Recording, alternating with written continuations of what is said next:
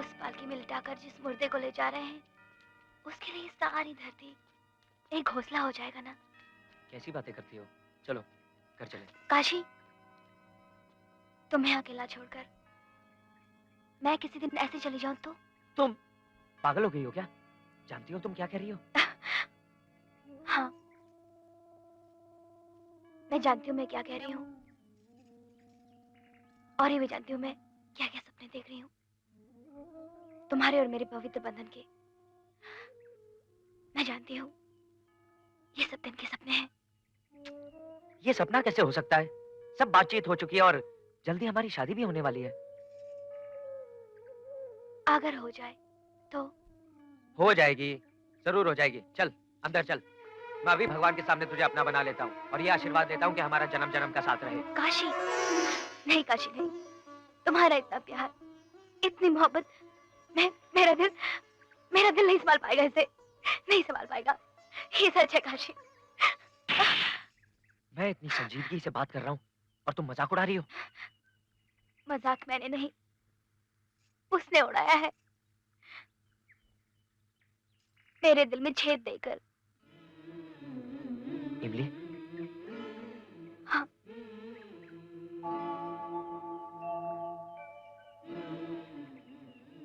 मुझे दिल की बीमारी है Kashi,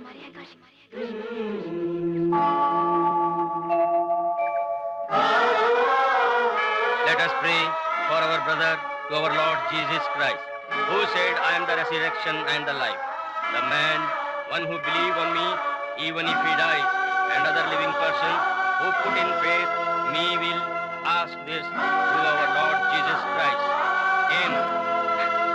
In the name of the Father, the Son, the Holy Spirit. Amen. Our Father, who art in heaven, hallowed be thy name. पता नहीं किसने शराब दिया मेरी बेटी को, कौन सा मेरा पाप उसके आगे आया। डॉक्टर कहते हैं कि उसके दिल में छेद है। क्या कुछ नहीं किया मैंने, चोरी की, झूठ बोला, मालिक के घर को होटल बनाया, एक एक पैसा जोड़ा, लेकिन कभी भी इतना पैसा जमा न कर सका ऑपरेशन हो सके। ऑपरेशन के लिए लाखों रुपए लगता है। अब तो सिर्फ ऊपर वाला ही बचा सकता है मेरी हिमली को, ऊपर वाला ही बचा सकता है मेरी हिमली को, ऊपर वाला ही। लेकिन चाचा, तुमने मुझे पहले क्यों नहीं बताया? इससे पूछ। मैं नहीं चाहती थी कि मेरी बीमारी तुम्हारे रास्ते का कांटा बने और तुम्हारे होठों की मुस्कुराहट छीन ले।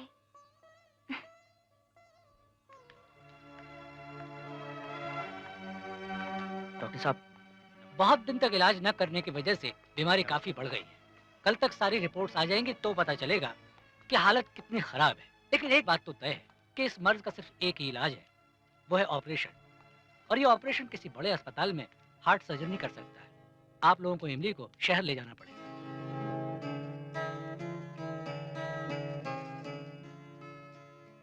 दादाजी, मुझे शादी नहीं करनी है। शादी नहीं करना चाहती? जी। अजी, तुझे अच्छा नहीं लगता? लगता है। वो तुझसे प्यार नहीं करता? करता है। क्या वो तुझसे शादी नहीं करना चाहता? चाहता है। तो फिर तू उससे शादी करना क्यों नहीं चाहती? दादाजी, अजीत अच्छा भी है, प्यार भी मुझसे करता है और शादी भी करना चाहता है, मगर मैं उससे शादी नहीं करना चाहती। वही तो मैं पूछ रहा हूँ, जब उसमें कोई खराबी नहीं है, बात पक्की हो चुकी है, फिर तू ना क्यों कर रही है? अंजू, तू किसी और लड़के से प्यार करती है?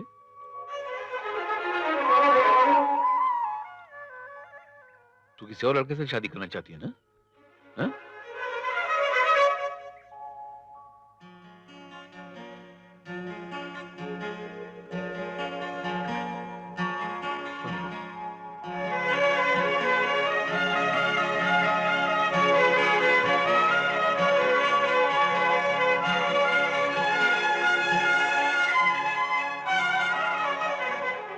काशी।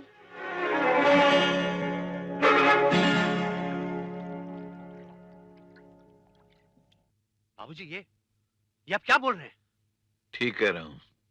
नहीं, ये सच नहीं हो सकता। अंजू ऐसा कभी सोच भी नहीं सकती। यकीन नहीं आता तो खुद पूछ ले। क्या ये सच है कि तू अजीत के साथ शादी नहीं करना चाहती? जी। इसलिए नहीं करना चाहती क्योंकि तुझे वो साइज पसंद आ गया है। नालायक! मैंने तुझे बाबूजी की सेवा करने के लिए ताड़ा कर भेजा था और तूने मेरी बदनामी का बंदोबस्त कर डाला। तुझे शर्म नहीं आई? मनमोहन, अंजू को इस तरह डांटने से कुछ नहीं होगा। दुनिया का उसूल है, जब बच्चे बड़े हो जाते हैं तो उनको अपनी जिंदगी का फैसला करने का पूरा हक दिया जाता है। बाबूजी, आपकी इन्हीं बातों ने इसे खराब कर दिया है। खुद तो आपने कभी किसी की बात मानी नहीं, अब इसे भी बागी बना दिया है। वरना एक कमजोर लड़की जो तेज आवाज पर सहम जाती थी, मुझे बदनाम करने की जुर्रत करे? कभी नहीं। तो तू चाहता है कि ये सारी जिंदगी तेरी आवाज पर एक सूखे पत्ते की तरह सहम जाए, हैं? और तू एक बाप की हैसियत से कभी इसकी खुशी के बारे में मत सोच, इसके सुख के बारे में मत सोच, इसकी जिंदगी के बारे में मत सोच। जिंदगी, खुशी, सुख? क्या एक घोड़ा वाला ऐसे खुशी और सुख दे सकता है? अरे उसके पास खुद खाने के लिए पैसे नहीं है, इसे कहां से खिलाएगा? और जितना पैसा मंजू पर एक दिन में खर्चा करते हैं, वो साल भर में नहीं कमा सकता। उस कंगाल के पास भूखी मरेगी तू। जिंदगी खुशियों को दौलत के तराजू में मत तोल बेटा। जिनके पास दिल की दौलत होती है ना, वो दुनिया के सबसे बड़े धनवान कहलाते हैं। ये सब किताबी बातें हैं। मैं सिर्फ इतना जानता हूं कि कोई साइस मेरा जवाई बनकर इस घर में नहीं आ सकता है। मनमोहन, कोई जोर जबरदस्ती करने से पहले ये सोच लेके अंजू बालिग हो चुकी है, जवान हो चुकी है। और जवानी स्प्रिंग की तरह होती, जितना दबाओगे उतनी उछल के ऊपर आएगी। लेकिन बाबू- पहले मेरी बात सुन ले। मैं समझता हूं तू क्या कहना चाहता है, मगर कल ऐसा ना हो कि कोई गलत कदम उठा ले। इसीलिए मैं चाहता हूं कि अंजू को अपनी जिंदगी का फैसला खुद करने दे। बाबूजी, अंजू की जिंदगी का फैसला हो गया है। उसकी शादी अजीत के साथ तय हो चुकी है और वो उसी से शादी करेगी। Now that's all. सुन लिया तूने? तो अपनी जिद पूरी करे, लेकिन मेरे सामने नहीं, क्योंकि मुझ में इतनी ताकत नहीं कि मैं अंजू की आंख में आंसू देख सकूं। इसलिए मैं जा रहा हूं। दादाजी, मैं भी आपके साथ चलूंगी।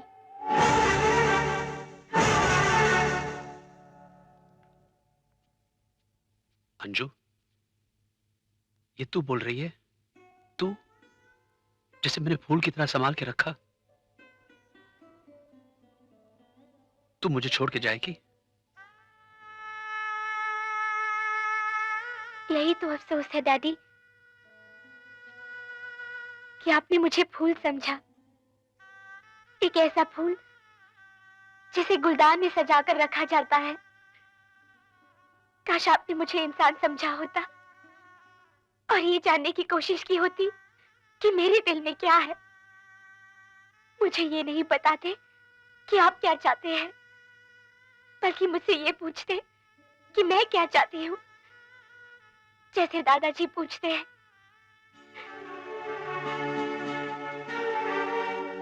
I'm sorry, Daddy.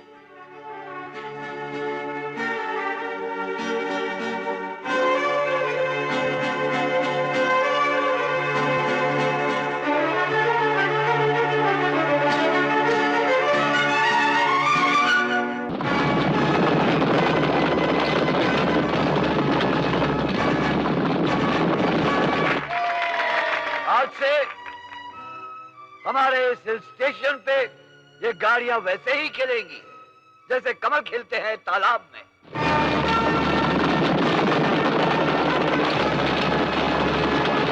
अब यात्रियों को अपने स्थान पहुंचने के लिए लंगड़े और बूढ़े टटुओं पर नहीं चढ़ना पड़ेगा। आज से ये हवा से बातें करने वाली ऑटो रिक्शा चला करेंगी। समझ लो, हमारे हिल स्टेशन के तरक्की का दरवाजा खुल गया है और नए दौर की शुरुआत हो चुकी है। स्टार्ट कर भाई।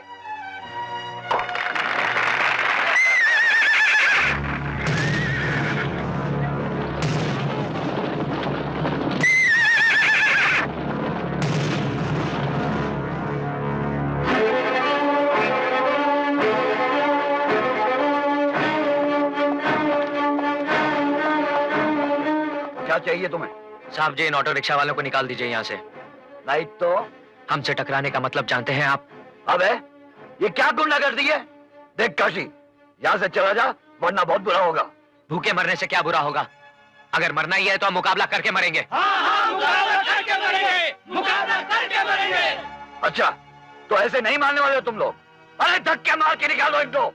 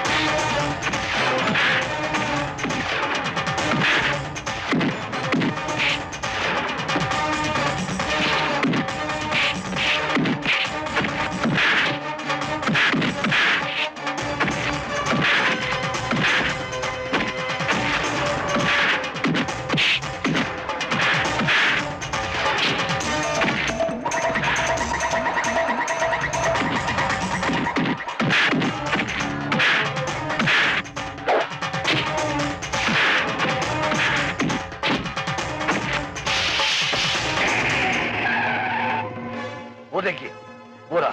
चलो पकड़ो इन्हें, पकड़ो सब इन्हें। क्या गुंडा करती है?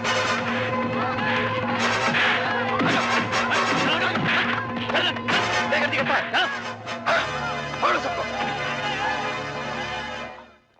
तुम समझते क्यों नहीं? अरे अरे क्या बदतमीजी है ये? कहाँ तो से आ रही हो? मैं जो बोलने आई हूँ यहाँ से कह के ही जाऊंगी। अरे मामा जी, एक मिनट। कहिए, क्या कहना है आपको? तू क्या समझता है? मेरे बेटे काशी और चंद घोड़े वालों को जेल में बंद करवा के तू हमें डरा देगा? अरे हम औरतें, बच्चे, बूढ़े रास्ते पर क्यों ना आ जाएं, पर तुझे कामयाब नहीं होने देंगे। क्यों?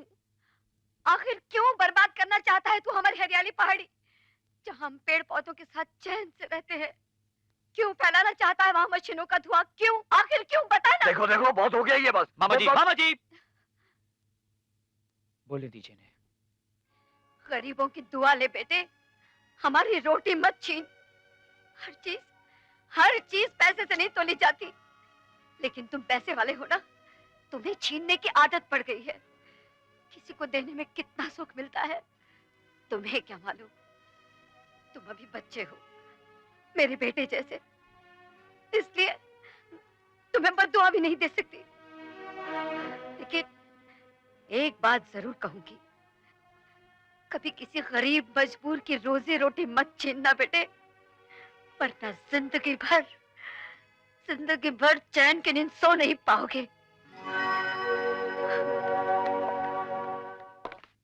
काशी, तुम्हें साहब बुला रहे हैं।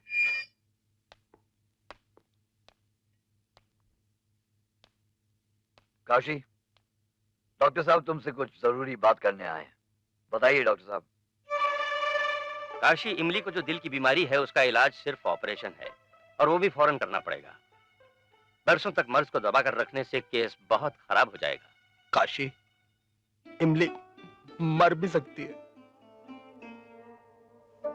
अगर तुम चाहो तो इस रोते हुए बाप के चेहरे पर एक बार फिर मुस्कान ला सकते हो। ऑपरेशन का खर्चा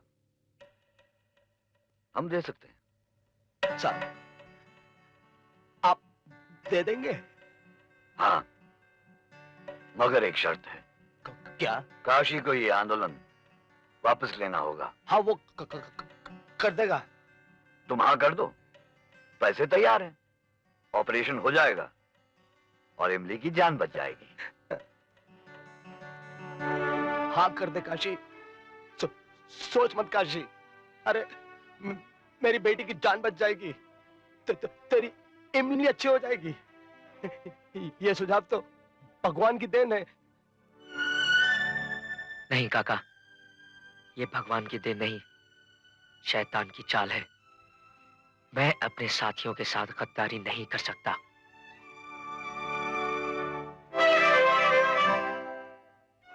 मुझे तुम्हारी ये शर्त मंजूर नहीं। ऐसा मत बोल काशी। अरे तूने तो मुझसे कहा था कि तू इमली को कुछ नहीं होने देगा। अरे ऐसा मौका एक गरीब आपको दोबारा नहीं मिल सकता। देख बेटे, मैं तेरे आगे हाथ जोड़ता हूँ, विनती करता हूँ कि मेरी बेटी को बचा ले, मेरी बेटी को बचा ले, मेरी बेटी को बचा ले। अगर इमली आपकी बेटी है तो वो मेरी भी तो जिंदगी है। तो उन 100 गरीबों के साथ धोखा और गद्दारी करके लिए हुए पैसों से क्या इमली अपना ऑपरेशन करवाना चाहेगी? अपने घर को रोशन करने के लिए क्या वो सैकड़ों घरों में अंधेरा करना चाहेगी? नहीं काका, मैं इमली को बचाने के लिए इतने सारे लोगों को बर्बाद नहीं कर सकता। इसका मतलब ये हुआ बेटा कि हम इमली को मरने दें? हमारे पास सच्चाई है, इतने सारे गरीबों की दुआएं हैं। अगर इसके बावजूद भगवान ने इमली के लिए कुछ और सोच रखा है तो वही हो जाने दीजिए।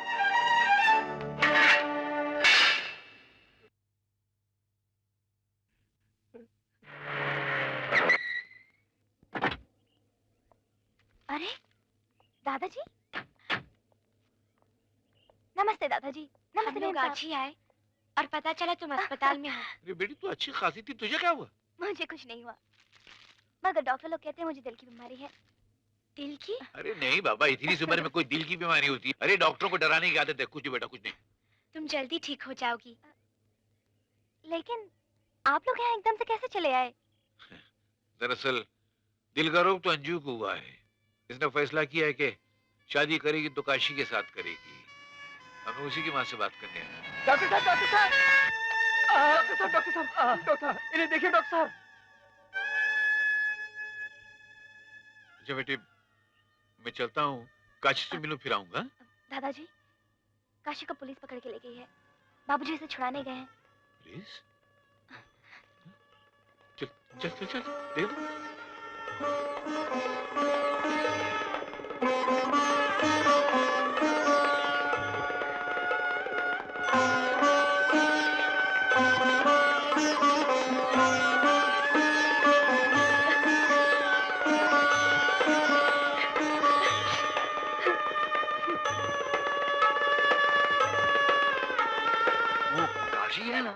हाँ है तो? वो दोनों है ना? अरे हाँ भाई, तो आगे भी तो कुछ बोलिए ना। अरे अंजू काशी से शादी कर रही है।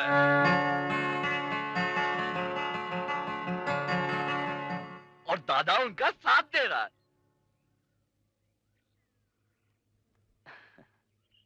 क्या बात है।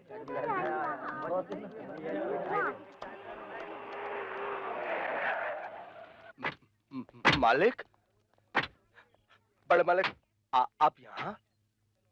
फिक्र मत करो बनरसी, जिसने रोक दिया वो उसका इलाज भी करेगा। तुम काशी की जमानत देने आए हो? जमानत देने की तो कोई जरूरत ही नहीं है। मालिक के नाम से वो जो अपने अजीत बाबू के मामा है ना, वो जमानत देने के लिए तैयार हैं। इतना ही नहीं, ऊपर से ऑपरेशन के लिए 2.5 लाख रुपए देने के लिए भी तैयार है। लेकिन ये अपना काशी किसी की सुनता ही नहीं है। उसके सर पे तो नेता बनने का भूत सवार है। और कोई होता ना बड़े मालिक, अपनी होने वाली पत्नी की जान बचाने के लिए कुछ भी करता था। ऐसा लगता बड़े मालिक कि मेरी बेटी सुहाग का जोड़ा पहने बिना इस दुनिया से चली जाएगी।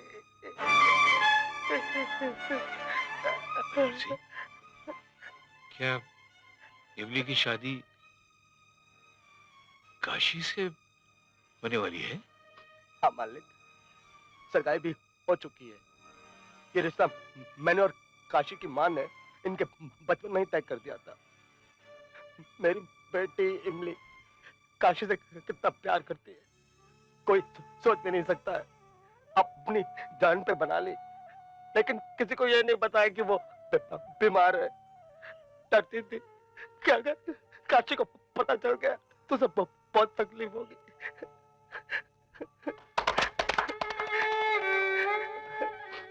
भरोसा रखिए बनारसी काका, इमली को कुछ नहीं होगा। भगवान उसे नई जिंदगी देगा और काशी जैसा जीवन साथी भी।